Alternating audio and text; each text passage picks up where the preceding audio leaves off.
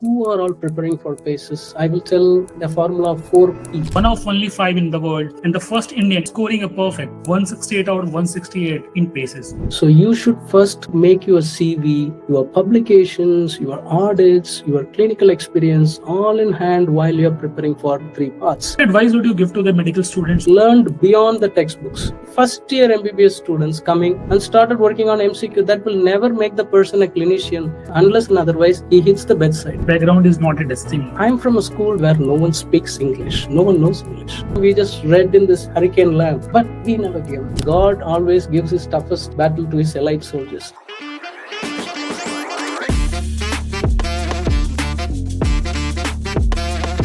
So welcome back to the Salaah Shots podcast. Today's guest is a story of pure grit and impossible ambition.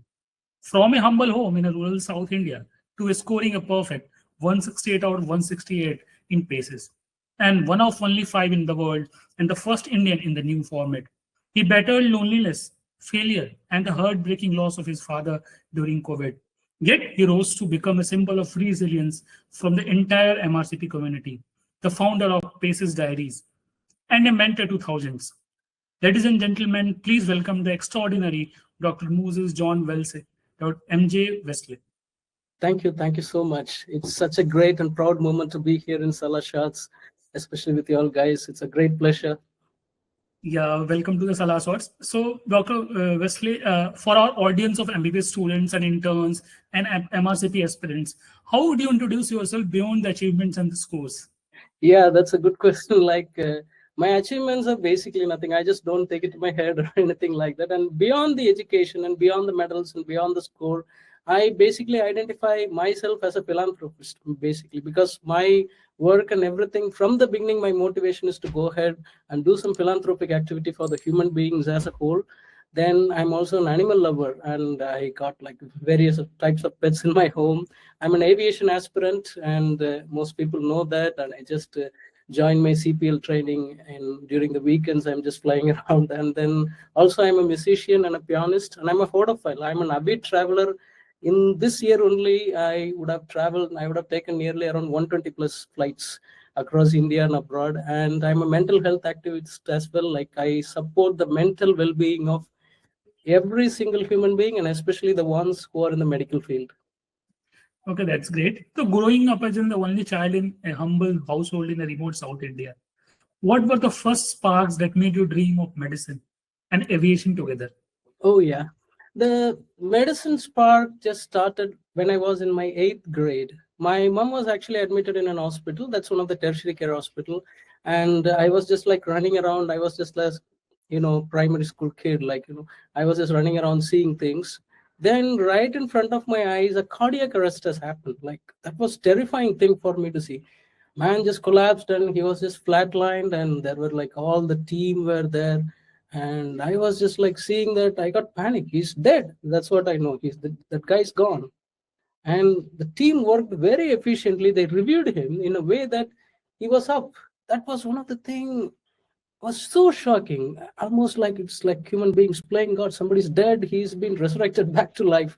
Another time I know a stroke patient who is completely bedridden, like complete dense hemiplegia, like completely he's not able to move his hands or legs. I know. I was just seeing him as a kid, and then in a year with all the treatment. In those days we don't have any thrombectomy and all, like just people rely on simple thrombolysis and physiotherapies and all the stuff. So he got back to life. He started walking back. Seeing that, I started questioning myself. Wow, such things can happen in real life. Like, somebody who's dead can be brought back to life. Somebody who's completely bedridden, now he's walking back. So this is somewhere I realized I have a calling in that. And aviation always been a dream parallelly. I always loved to fly in plane, fly a plane. Like, when I was a kid, I always just used to, because I'm from a rural area, there was no airport there. So all I can do is just like extend my neck and watch when the flights are flying up. And now I'm really happy that I got a chance to be back in the cockpit. Okay, so when you look back at your childhood, what was the biggest limitation you felt? And how did you mentally break out of it? Yeah, the biggest limitation is being from a rural area. There is a whole lot of difference that makes, like when you are from a rural area and when you are from an urban place. The rural place, the resource limitation is a big issue. I'm a 90s kid. You just can imagine like what would have been there in the early 90s. There was very limited resources compared to my urban counterparts. Like, I just started reading. That's the time the internet was in the beginning stage. We don't even have type of resources we have. Now we have everything in our mobile phone. You have UpToDate, you have BNF, whatever you want. In a second, you will get the information. And those days, that's the first time I just like started using internet very constructively. That's the time internet started coming up. And also I traveled to the nearby cities. There were like support groups, education groups, and my parents' support was phenomenal. They just supported me in and out of it. Whatever I asked, when it comes to education, they never denied. In spite of all the hardships, they just lifted me up in the shoulders. Okay, so many students feel that if they come from the modest backgrounds, their dreams have limits. What was the moment that proved to you that background is not a destiny? Yes, sometimes background can become a fence that will arrest your growth. I don't deny that. But in my case, I'm from a school basically where no one speaks English. No one knows English. I've studied in a government school. Most people won't even believe that I've studied in a government school, and there is no CBSE board, there is no ICSE board, there's nothing there basically. That's a state board, and there was no projectors like what we are using. There are no writing pads what we are using. There are no plasma screen television. Now we went up to the level of AI and virtual reality learning. There was nothing there. And furthermore, I lived in a coastal area. There will be constant power cuts. Like whenever there is any hurricanes, a storm, that's the time we just read in this hurricane lamp. We just light it up, we just set it up, and we will just see the moths flying around and sit and read. That's how our reading were. But we never gave up. I just decided like, anyone who you are from a rural area, it's fine. That's not going to limit your ability. Just kick up and come up. Okay, I went to the urban area, nearby places where I can get high-tech stuffs and better education. I just interacted with the people. There used to be a lot of conferences. There used to be a lot of, training programs and classes. I never missed an opportunity. I just pushed myself. And one thing that changed everything, the game changer in my way is like, that is like the networking I had. I got a good network of people in the urban area. So they tremendously helped me, above all with the help of the parents and by God's grace. In spite of the background I came from, I never bottled myself up with that. I just pushed up all my way and came up, and I just learned. Okay, so you earned gold medals in the MBBS. What habits or mindset made you stand out academically? Academically, during my undergraduate time, I used to be a very chilled out guy. I indeed had a disciplined lifestyle, but at the same time, I had fun too. Typically, anyone, if you're going to tell that person is a gold medalist, people will have a notion that guy is a nerd, completely sitting 24/7 books and no fun, no talk, nothing. I'm not like that. 5 days in a week, I used to study till Friday. Friday night, Saturday, completely we used to close books. We had our fun. We used to go around, go to the beaches, because the campus I studied, it's very close to a couple of beaches. We had around 3, 4, 5 beaches around. So we used to go there, we used to have fun, we used to play around, party, enjoy my life during the weekends. 2 days, that's for that. The rest of the 5 days, I used to be just as studious as possible. The next thing that was a game changer that just made me to stand apart is I started involving in poster presentations, quiz competitions. Wherever it is happening, I used to go to the dean's office, get permission. I just go. I published my very first paper during my second MBBS, that is on rhinosporidiosis. I predominantly kept myself super busy in a way that I hardly get time to think of anything else. I worked my way out. So that actually helped me to set myself apart from my peers in many ways. So that actually helped me to excel in my career and also in my teaching as well. Those days, even during my undergraduation, I never missed a chance to present something.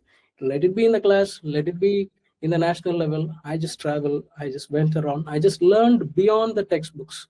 That actually helped me. One more thing that helped me is from my second MBBS onwards, we had clinical postings. We used to see cases, we used to examine. I never hesitated. Most people don't even come, like they'll be like, hey, second MBBS, why you want to go to the clinics? Final year, we will see. But I went.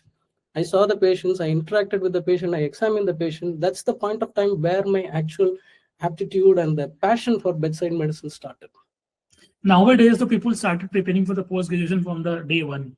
Exactly. And in the clinicals, they just used to solve the MCQ on different platforms, watching videos up and not going into the clinicals, taking that time out and start making notes for the NEET PG preparation, which is just for 4 and 5 years afterwards.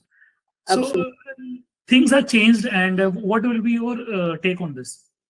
Definitely, my take on this would be the bedside medicine, clinical medicine is clinical medicine, and things should change in every aspect. They are trying to bring on the next exam with some input on clinical bedside medicine. That's a good thing in one way. Like I've seen first year MBBS students coming straight away, they are getting some subscription and started working on MCQ. That will never make the person a clinician. He can be an academician, that is a different thing. A doctor should be a clinician. He will never become a good clinician unless and otherwise he hits the bedside. So bedside interaction should be mandatory from the first year of MBBS. That's what we are advocating from Society of Bedside Medicine. Okay, so was there ever a low moment during your MBBS where you questioned whether you would have make it this far? Yeah, second MBBS was a very toughest time for me. There were a lot of issues. Like that's the time actually we were going on a financial downfall. That's the time also my dad got his MI and he was admitted and he went on a DKA. And it took a lot of struggle for me. I had to just like go from campus to the hospital, which was like around 2.5 hours away. Then again from the hospital, I have to come back to the campus because my mom was alone there at the time and she was struggling. And by God's grace, we were able to move through it. Another thing, there was a lot of messy politics and internal conflicts happening around in the place where I studied. That was even more like, pulling me down. And I just started questioning like my own sanity, whether I've taken a right decision. Is MBBS for me? Because I just like joined a little late of my age. I just joined 5 years later to my own peer group. I just started asking a lot of questions like, is it right? Is it wrong? Or like, should I have taken some other thing? Maybe I would have taken engineering, or maybe I would have chucked everything and I would have just went for aviation and become a captain and got my license and would have started flying. Why on earth I have done that? But during the time, there were a lot of people who were supportive. I would never forget the support, especially of my professors and including my then dean that time. They supported me a lot. And because of the support, I was able to come up, and above all, God's grace and my own parents, their support during the time was phenomenal. So what advice would you give to the medical students who feel average, lost, or overwhelmed? Yeah, it's perfectly fine to be lost or overwhelmed. Everyone go through that phase in medicine, like let it be undergraduate students or even postgraduates, especially postgraduate these days. It's very troubling to see the rate of suicide among them. So I would always tell them only one thing: God always gives his toughest battle to his elite soldiers. See, getting trained to be a Marine or Spetsnaz is far different from getting trained to be a security guard. Like, you're not alone. First thing I want everyone who is watching the video, you're not alone. You're not the only person who's going through the struggle. There are millions of people who are struggling. And just retrospect, take a break, retrospect, and check what exactly is pulling you down. It can be anything. To be honest, it can be a toxic relationship or a toxic friendship. There can be some gaslighting. There can be some people or events or situation that can be a psychic sponge that is going to drain you out of your good energy. Just find out what is pulling you down and just try to move away from that. It doesn't matter whoever it is. Nobody is worth your own peace of mind. Nobody is worth your health. Nothing is worth than that. And another thing, a lot of people are undergoing depression and anxiety, which I'm advocating for these people. They need help. Doctors need help, both physical and mental help. Physical help, nothing. They are prescribing themselves and taking medications at their own will. And mental health, they're very hesitant. They feel they can get stigmatized if they're going to go and sit in front of a psychiatrist or something like that. You don't need to go directly. You can consult many people online. You can talk to people. You could talk to a counselor. And many people, as far as I know, they just need someone to listen to them. Most of the problems will just melt away, but they are hesitant to do that. They should ideally do that, because mental health is something that's a right of every single medical students and doctors and postgraduates. And another thing that can happen here is, one advice is, do not seek a resort in substances, please, because I've been through all medical colleges, top-notch institutions in India. I know how much people are struggling with that. That's really sorry thing to see that, they should get over that. That's not going to be a solution. That's never going to be a solution. Okay, once, twice, it's fine. But completely getting drowned in that, that's going to increase your problem more and more. And just one thing I would tell, remember one thing, you have been through this far, just a little while. This will pass away too. Just imagine the problems that has happened to you some time back. Are you facing it? No.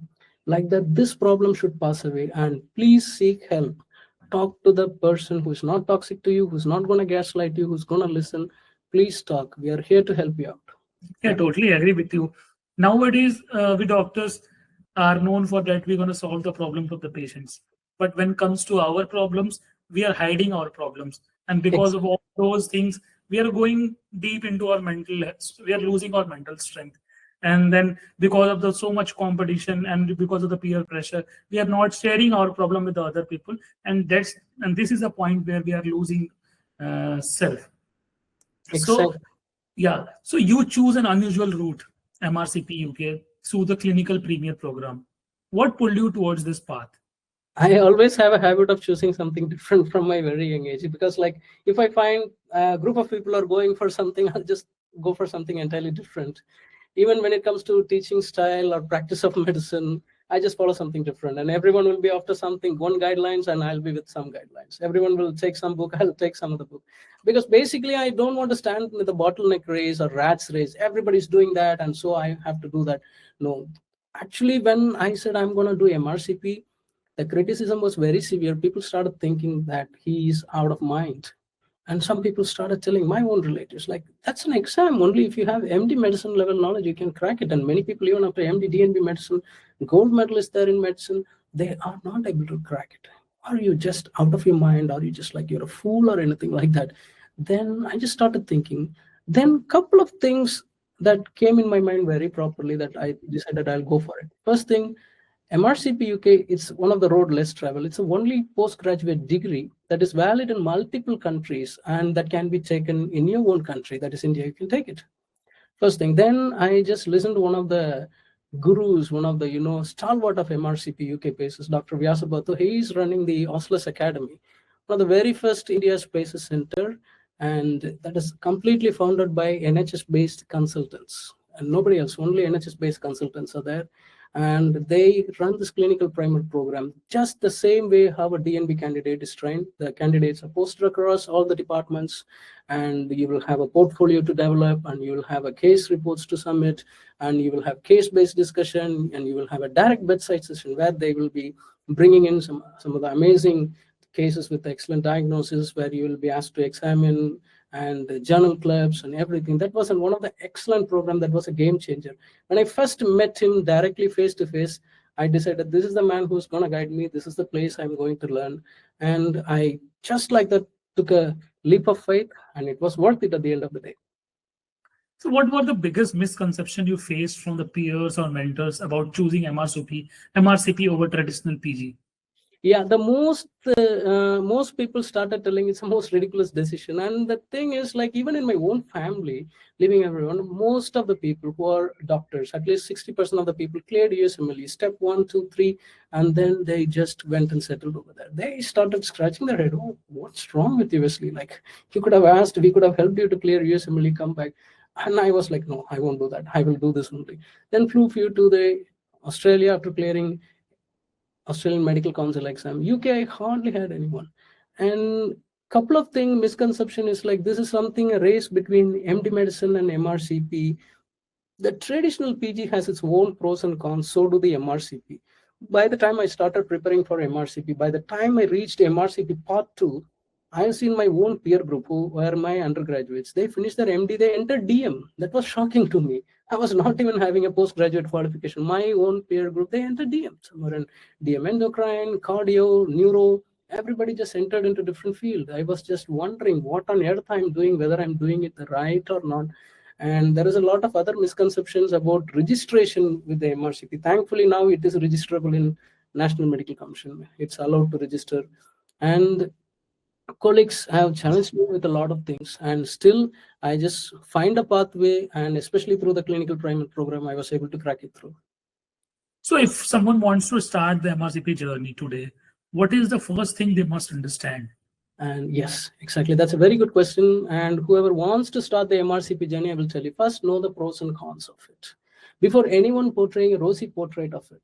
Because I can sit and portray a rosy portrait. Oh, come on, you guys, come and do the course with me, and I'm just going to take it to the next level. Reality is entirely different. There is going to be struggles, there is going to be pain, there's going to be trials. Especially if you're not from a medicine background, that is in the MD or DNB background, you have to work very smart. Okay, just see yourself where you want to stand in the next 5 years. There are candidates who just take MRCP post MD or DNB to have an additional degree. I think these people, they can be chilled out.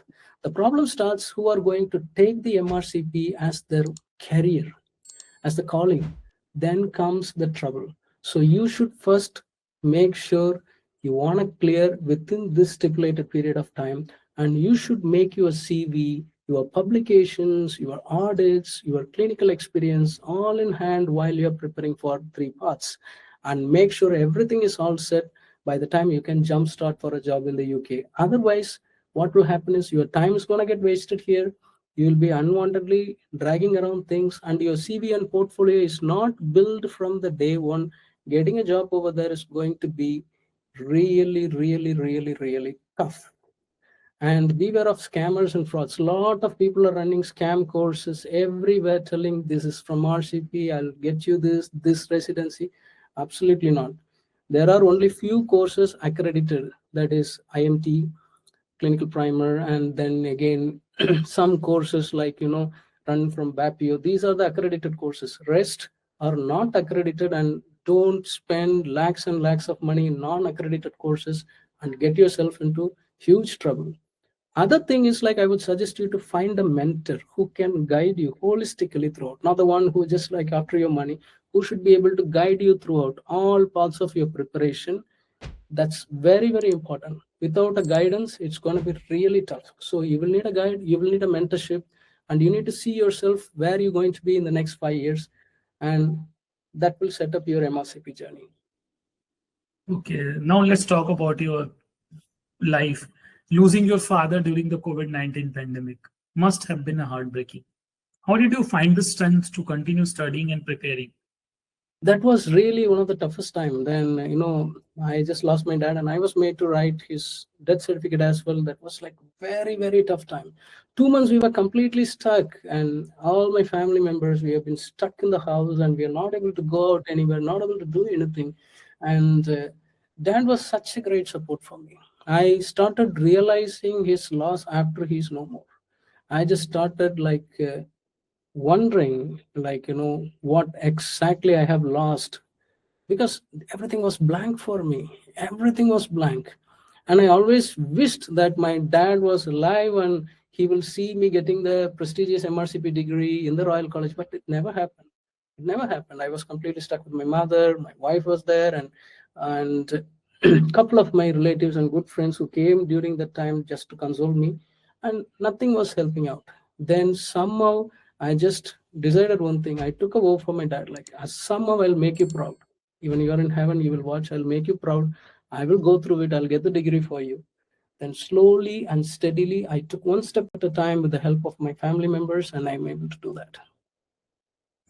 You mentioned isolation, friends moving away, doubts creeping in. What does loneliness do to a medical mind, and how did you manage it? That was one of the toughest time. Loneliness is entirely different from being alone. That's what people used to confuse. Alone is different from lonely. You can be lonely even when you're surrounded by thousands of people. And that's a time when things are not working my way. A lot of people left me, to be honest. Especially when I couldn't clear through PACES. That was one of the very toughest time for me. In academic circle, I'm talking about in the academic circle, I never had a lot of people around me. My family members, that is different. They're bound to help. In the academic side, I have nearly thought a lot of people, even during the time, all cleared, and hardly people even used to pick up my phone if I call, like, can I come to your hospital to see some cases? Can we practice something?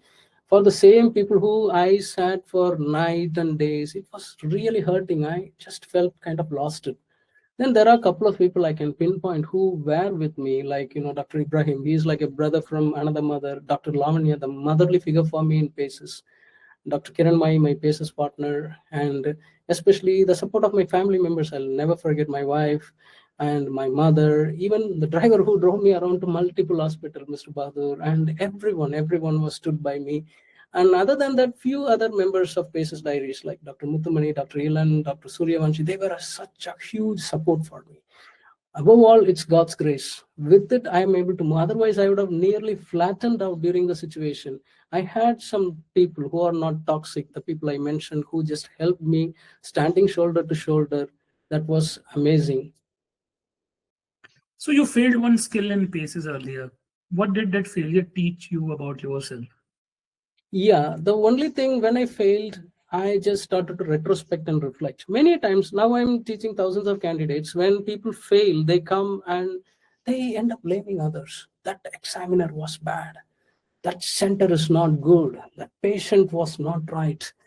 Maybe like that was not a great day for me. They just mistakenly edited my marks. They appeal.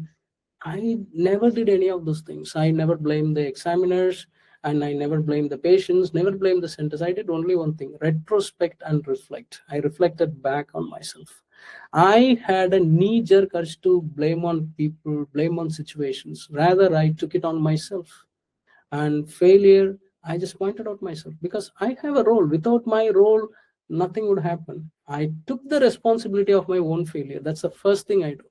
I took the responsibility, and we cannot change the situation. We cannot change the people. I cannot go and change a patient or an examiner because this examiner failed. The next time, I don't know. Maybe I will be getting even more stricter examiner than that. And instead of that, I started changing my strategy. Instead of repeatedly doing the same thing again and again, I just started to focus where I lag exactly. And then the one thing I learned is there were areas in my life where I required discipline. I just implied a discipline, extremely strict discipline for the next preparation. So all these things, failure taught me. First thing, the ultimate thing that taught me is taking the responsibility and retrospecting and reflecting things. So how do you think medical students should emotionally process failure, whether in exams, life, or career? Yeah, that's a good question. See, failure is just not the end, it's just a lesson. It's just God is telling you that you should retrospect, you should see something in your life. So, first thing I did is retrospection. Next thing I have done is reflection. I just started reflecting. Then I started identifying where the weak links are. That's what everyone should do. They should retrospect, they should reflect, they should find where the weak links are. They should completely remove anything that is going to bring them down. Whatever their habits are, whatever the people are, just stay away. Stay away from anything that is actually dragging them down. And just remember how phoenix rise up from ashes. Like, you can do it too, but you have to retrospect, find out what is the root cause. In UK, they have something called root cause analysis. Like, what exactly going wrong? Why am I failing? Take your time, relax, and do that. Instead of living on failure, blaming something else or blaming someone else, or getting addicted to substance and then completely getting drawn to that, rather retrospect, reflect, identify the weak links, take help when you need. It's okay to fail. There are people who will be able to lift you up and guide you in the right pathway. I got some help like that. I really thank God for that. So when you do that, it doesn't matter your exam, it doesn't matter your life, it doesn't matter your career, you will be able to get through. So walk us through the moment you saw your result, that is 168 out of 168. What did you feel first? Shock, relief, pride, or peace? Yeah, it was a mixture of emotions. The first thing was shock, obviously. I was just sitting because my results were greatly delayed. And I was just like wondering what is going to happen, because I remember the time I just finished my exam and I came out of the center in Toronto. Like, I was just standing out. It was raining. Like, I was standing out. I was just standing next to my PACES partner. And I was just telling her, like, I don't know what is going to happen, whether I've done right or wrong. And I don't have basically any strength to face one more exam. I just started walking away. That's my last words. With tears, I just walked away. I was waiting. Then I was listening to some song in the same place where I'm sitting and talking to you. Then all of a sudden, I just, for 1 month, I used to keep refreshing, logging in and checking. Suddenly, the results released. Passed. That was a shock. Okay, happy I'm passed. Then I entered. It was 160 and 168 on 160. I thought it's a mistake or anything. And again, tried again and again and again. Then I got a mail from RCP. Congratulations that you were one of the 3 students. It's not the 5 students, only 3 students have made it. The first person was a girl from Bangladesh, and the next person is me. The third one is Dr. Harini. We 3 people only made it so far. I'm the first Indian to make it in this I was so overwhelmed with joy. I have no idea. I just thank God and thank everyone. I was just feeling so peaceful, shocked, and relieved. I was nearly about to have, like, some arrhythmia. My heart was just fluttering in my chest. That was one of the best moments of my life. I'll never forget. So being one of that three globally and the first Indian in the new format, did it feels like a dream finally justified? I was so humbled, like, I couldn't believe myself till the results. I saw the results multiple times. Then I saw my feedback. There was nothing there. Everything was like full. And really, there is something. My dream, that was not even my dream, I would say. My dream was to just pass the examination and get into a job as a clinician, at the same time teach bedside medicine. That was my dream. This is just more than a dream. This is purely God's grace, and through the help of people who stood by me, and especially people who trusted me in spite of my failures. That those are the people who are behind me in this. So for students preparing for the PACES now, what is one thing they underestimate the most? And one thing I will tell about the people who are all preparing for PACES, I will tell the formula of 4P. The first P is practice. If you don't practice, then it's not going to help you. This is not a theory exam. And the last moment, if you're going to sit and read some books or notes and somebody's notes, that's not going to help. Second P is patience. You have to use the practice on patience. There is a lot of notions, online coaching. Even I'm offering online coaching, online mentorship. That doesn't mean you're doing an online coaching with me that's going to take you through the paces. You have to go to the patients. The next P is patience. You have to spend time with patients. You have to examine the patients. You have to learn how to examine. You have to learn how signs are present. You have to learn how to elicit the sign. You have to learn how in the bedside, without breaking your head, you can arrive at the differential diagnosis. Then the third P is your partner. I had a wonderful PACES partner. I really thank God for her. Like, we had a great way of thinking alike and working together. And PACES partner is extremely important. And above all, PACES mentor. That's the fourth P. PACES mentor should be there, someone who can guide you through, who understand who should be able to understand your need. Different candidates have different needs. And the fifth P, if you ask, peace of mind is needed. Only a calm and peaceful mind will be able to get through the exam. So practice, patience, partner, PACES mentor, and peace of mind. These are the 5 P's I can tell for anyone who's preparing for PACES.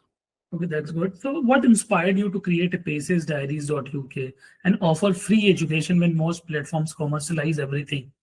Yeah, and this is something I've learned when I was preparing for PACES. The PACES courses are expensive. Doesn't matter wherever you go. Even there are online courses that's costing you nearly 1.5 lakhs Indian rupee. This is basically unaffordable. Many people who are struggling, especially post-MBBS candidates, because I know the payment of a duty medical officer in some places are as low as 30,000, and how they can manage all this. There are postgraduates who are doing DNB earning just as low as 40K, 35K, still maintaining a family. So I was saying that I should do something for them passionately. I had that passion to teach. So during the PACES preparation time, I started teaching people, and we gathered a lot of people. We had a good team of people. Now we have 30 plus people out there. And through them, I just wanted to make sure high quality medical education in an affordable manner, whenever possible, to keep the light of the bedside medicine learning in line with Society of Bedside Medicine and their principles. I just wanted to go ahead and started that. By God's grace, we have run around 30 plus programs in India and other parts of the world as well. That was something we never expected, but it came through us. So out of 30 plus programs you conducted worldwide, what is the most heart-touching transformation you witnessed in your students? That was, if the program that was so heart-touching for me is the one we conducted in Chennai, because other programs are also heart-touching for me. There is no doubt in that. In the other programs, we saw people who are PACES candidates who are coming up, who are having exams, who are going to appear for PACES. They are coming, and they were just coming and learning the PACES sequences, seeing the cases, and giving the mock exams. This is what's happening. But in Chennai, the crowd was just huge. There are close to 1,000 people, all undergrads from first year MBBS. Everyone attended. Postgrads were attended. the postgrads from cross department, even from people from pediatrics, rheumat, and all those people were coming and sitting there and attending the program. That actually transformed and put a passion of bedside learning, especially in the undergrads. Because these are the type of undergrads, like we discussed earlier, who are with their tabs and working on with their, whatever their MCQ preparation for USMLE, NEET PG, AMC, MCQQ Canada, whatever it is. There are people who are learning German language also, I know, in undergrad's time. So these people were there all around. They started getting up when we got the feedback. We just learned the importance of bedside medicine. That was a heart-touching moment for me. Undergrads coming up and performing and participating, that's one of the best transformational moment for us. So what does giving back mean to you as a doctor? Yeah, giving back is very important. Like, it's less like not just I've learned everything and I know everything and I'm going to move on. I always see, I remember the song, the candle song, like, we are like the candle, like we burn and we shouldn't quench anybody's fire. That's what's happening in the name of toxicity, toxic people, and toxic relationships, toxic friendships, trying to quench other person. We shouldn't be like that. As a candle, we should burn and light up other people. That is what giving back. I've learned this. That's why I decided I'll give it back through the PACES Diaries format, like let other people learn. Let them go and teach the other generation of people. This flame should not be quenched. It should keep going. So any physician, any doctor should give back in the way he can. Some people can be a good clinician. They can light up other people's life by healing them, being a healer for them, not just one person who's going to give a treatment, who can be a healer for the people. And it can be a great educator. Educators should educate and keep the flame going on. That's what I believe as a giving back. So now we come to the end part of this podcast. That's a final rapid fire round. That is the wisdom for the young doctors. So you have to answer all these things in one sentence. So we'll start it now. One sentence for the mindset every MRCP aspirant must adopt. Know your calling, not the career. Your calling is more important than your career. If you know your calling, you will throw your lifetime, passion, and everything in it and succeed. The mistake every doctor must avoid.